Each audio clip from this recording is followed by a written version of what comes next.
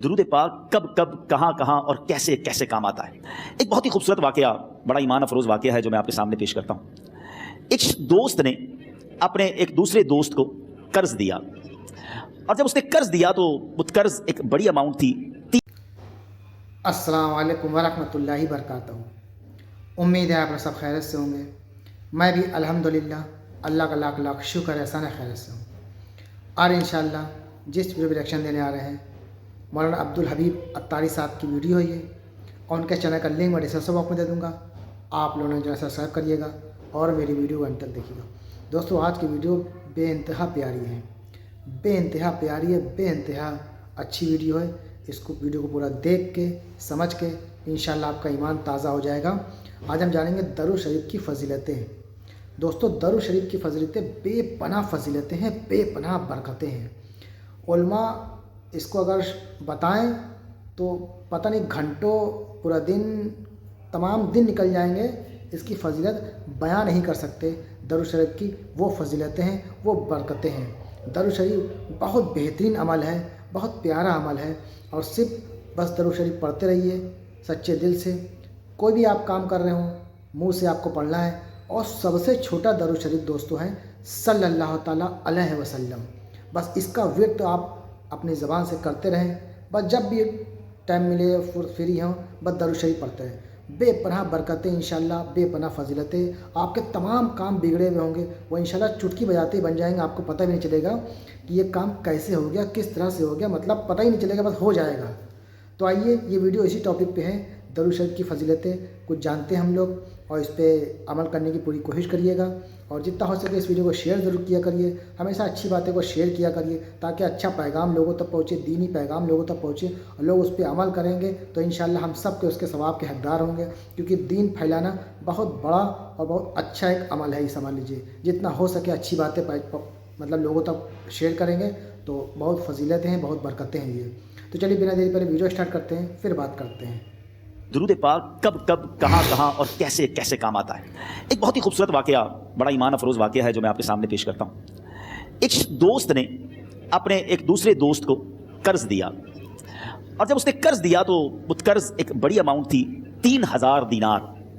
وہ ٹائم آ گیا جب اس ٹائم وہ قرض لینے کے لیے اپنے دوست کے پاس گیا کہ بھائی مجھے میرے پیسے واپس دو، تو اس نے کہا کہ پیسے تو نہیں ہے میرے پاس، میں کولیپس ہو گیا ہوں، بزنس اب میرا ختم ہو گیا ہے، میں تمہاری رقم نہیں دے سکتا۔ اس نے ایک اور ٹائم دے دیا اسے کہ ٹھیک ہے اب اتنے دنوں کے بعد میں دے دوں گا۔ وہ ٹائم بھی گزر گیا، اور جب وہ ٹائم بھی گزر گیا تو اس کے بعد اس دوست نے کہا کہ اب تو پیسے دے دو بھائی، میرا ٹائم پورا ہو گیا ہے، پھر نہ دے سکا ٹائم۔ آخر کار معاملہ جو ہے وہ کورٹ میں چلا گیا، قاضی کے پاس چلا گیا۔ اب قاضی نے جس کو پیسے دینے تھے اس کو بلایا اور کہا کہ بھائی آپ کو اس کے پیسے دینے ہیں؟ کہتے ہیں ہاں پیسے تو دینے ہیں۔ تو کہا پھر دیتے کیوں نہیں ہو؟ کہا پیسے ہیں ہی نہیں، کاروبار ہی ختم ہو گیا ہے، قرضہ تو لیا تھا، اب میرے پاس بچا ہی کچھ نہیں ہے۔ تو کہا اچھا اب یہ بتاؤ کہ کب دو گے، کیسے دو گے؟ اس نے کہا بس میرے پاس پیسے ہی نہیں ہیں۔ تو کہا اب تمہارے پاس 30 دن کا ٹائم ہے، 30 ڈیز میں یا تو اس کے پیسے لوٹا دو، یا 30 دن کے بعد تمہیں قید کر دیا جائے گا۔ یہ شخص اب گھر آیا، پیسے تو تھے نہیں، مگر شاید علماء نے لکھا کتابوں میں، یہ واقعہ کئی بڑی بڑی کتابوں میں لکھا، اور درود پاک کے فضائل کی بڑی بڑی کتابوں میں لکھا، اور اس شخص نے سوچا کہ اس نے ایک حدیث پاک پڑھی ہوئی تھی کہ جس میں نبی پاک علیہ السلام نے فرمایا ہے، جس کا مضمون ہے کہ جو شخص پریشان ہو، مصیبت زدہ ہو، اسے چاہیے کہ مجھ پر کثرت سے درود پاک پڑھے، کیونکہ درود پڑھنا مصیبتوں اور پریشانیوں کو لے جاتا ہے۔ اب اس عاشق رسول نے سوچا اور تو کچھ ہے نہیں، اب میں درود پاک پڑھنا شروع کرتا ہوں۔ صبح سے لے کر شام تک وہ درود پاک پڑھنے لگ گیا۔ 27 دن گزر گئے، only 3 days left، 3 دن باقی تھے قاضی کے پاس جانے میں۔ 27 دن گزر گئے درود پڑھتے پڑھتے۔ جب 28ویں رات آئی تو آنکھیں تو بند ہوئیں، مگر خواب میں اسے ایک آواز آئی، گھبراؤ نہیں، تمہارا قرضہ ادا کر دیا جائے گا، تمہارا مسئلہ سالو ہو جائے گا۔ صبح اٹھتا ہے، درود پاک پڑھ رہا ہے، مگر کہتا ہے یہ آواز سے تو مسئلہ حل نہیں ہوگا، پیغام کیا ہے اسے سمجھ نہ آیا۔ 28واں دن گزر گیا، 29ویں رات آ گئی، مگر اب آنکھیں بند ہوئیں اور قسمت جاگ اٹھی۔ نبی پاک صاحب لولاک صلی اللہ تعالیٰ علیہ وسلم خواب میں تشریف لائے، اور پیارے آقا صلی اللہ تعالیٰ علیہ وسلم نے فرمایا گھبراؤ نہیں، علی بن عیسیٰ وزیر کے پاس جاؤ، وہ تمہارا قرضہ ادا کر دے گا۔ اب یہ عاشق رسول صبح اٹھا تو ویری فریش، حشاش بشاش کہ اب تو کام ہو گیا، نبی پاک نے خواب میں آ کر بشارت دی ہے۔ مگر پھر ذہن میں سوال آیا کہ علی بن عیسیٰ کے پاس جاؤں گا تو ثبوت کیا ہے، پروف کیا ہوگا؟ میں جا کر اس کو کہوں گا کہ میرا قرضہ دے دو، تو ایسے تو قرضہ نہیں دے دینا، اور میں نے اس کو کہا کہ مجھے نبی پاک نے خواب میں کہا ہے، اور اس نے اگر مجھ سے کوئی نشانی مانگی تو میں نشانی کیا دوں گا؟ آخری دن تھا، 29واں دن تھا، وہ بھی درود پڑھتے پڑھتے گزر گیا. 30th نائٹ آ گئی, صبح وہ دن ہے جب عدالت میں جانا ہے. اب اس رات پھر نبی پاک علیہ الصلوۃ والسلام خواب میں تشریف لائے اور آقا علیہ الصلوۃ والسلام نے فرمایا کہ علی بن عیسیٰ وزیر کے پاس جاؤ, وہ تمہارا قرض ادا کر دے گا. کہا حضور چلا تو جاؤں گا, لیکن اگر وزیر نے مجھ سے کوئی نشانی طلب کی تو میں کیا جواب دوں گا؟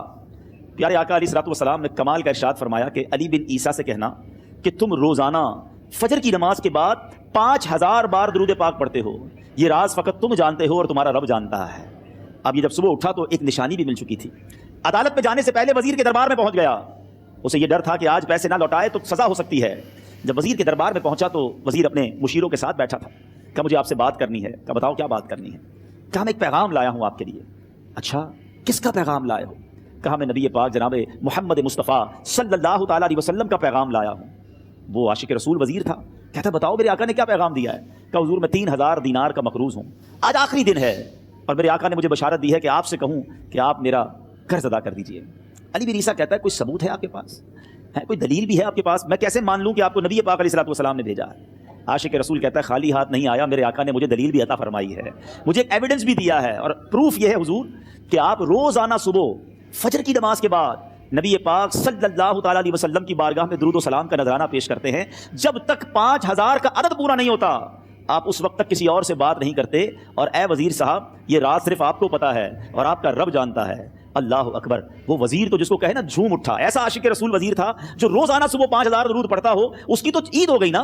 وہ کہتا ہے مرحبا یا رسول اللہ, میرے آقا نے میرے درود قبول کر لیے, اس سے بڑھ کر میرے لیے سعادت کیا ہوگی. اب یہ وزیر اپنی سیٹ سے اٹھتا ہے, اپنے کمرے میں جاتا ہے, تھوڑی دیر بعد واپس آ کر اس عاشق رسول کے ہاتھ میں 3000 دینار رکھ کر کہتا ہے حضور پہلے 3000 دینار تو نبی پاک کا حکم کی میں ادب سے بجا لاتا ہوں, میرے آقا نے جو حکم فرمایا یہ 3000 دینار آپ کو پیش کرتا ہوں. حضور ایک اور 3000 دینار لیجئے. میرے گھر آپ آئے, اتنی اچھی خبر سنائی, آپ نے قدم رنجا فرمایا یہ 3000 اس کا نذرانہ ہے, اور ایسا کیجئے 3000 اور لیجئے, اس سے اپنے بچوں کے لیے کچھ چھوٹا موٹا کام شروع کیجئے اور ایک وعدہ کر کے جائیے, آج کے بعد زندگی میں آپ کو جب بھی کوئی کام پڑے میں آپ کا بھائی ہوں, مجھے یہ خدمت کا موقع دیجیے گا. اللہ اکبر. وہ مقروض جو ایک رات پہلے 3000 دینار کا مقروض تھا, ہو سکتا ہے اس کے بیک آف مائنڈ یہ بھی چل رہا ہو کہ اب شاید کل میں نے جیل میں جا کر عدالت میں جا کر گرفتاری دے کر جیل میں جانا ہے, مگر اب 9000 دینار ہاتھ میں ہیں. عاشق رسول جھومتا ہوا نبی پاک کی یاد میں گھومتا ہوا اب عدالت میں پہنچا. عدالت میں everybody expecting over there کہ آج اس نے آنا ہے اور آ کر کہنا یہی ہے کہ پیسے تو نہیں ہیں, گرفتار کر لو. مگر جا کر اس عاشق رسول نے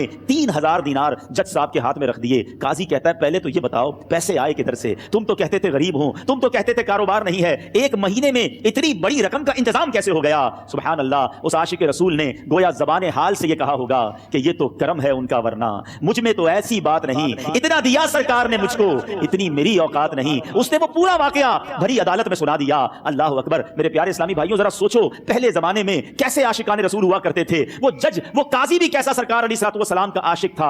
اپنی سیٹ سے اٹھتا ہے, بھرے دربار میں بھری عدالت میں وہ اپنے چیمبر میں اپنے کمرے میں جاتا ہے, اور تھوڑی دیر بعد واپس آ کر اس کے ہاتھ میں بھی 3000 دینار ہیں, اور وہ 3000 دینار جو ہے وہ اس عاشق رسول کے ہاتھ میں رکھتا ہے کہ سارا ثواب علی بن عیسیٰ کیسے لے جائے, میں بھی تو نبی پاک کا غلام ہوں, میں تمہارا قرضہ میں ادا کرتا ہوں. اچھا اب ایک اور عجیب سینیریو یہ بن گیا کہ جس نے کیس کیا تھا, جس نے دعویٰ کیا تھا, وہ بھی یہ سارا منظر دیکھ رہا تھا.